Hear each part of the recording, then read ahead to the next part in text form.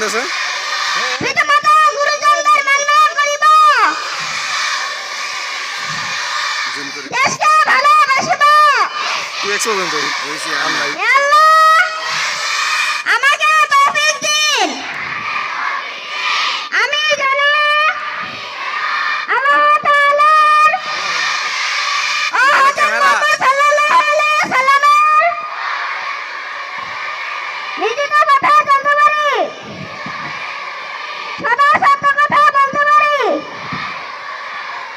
পিতামাতা গুরুজনদের সম্মান করতে পারি দেশকে ভালোবাসতে পারি আমিন খেলা বলা হইলে ধরুন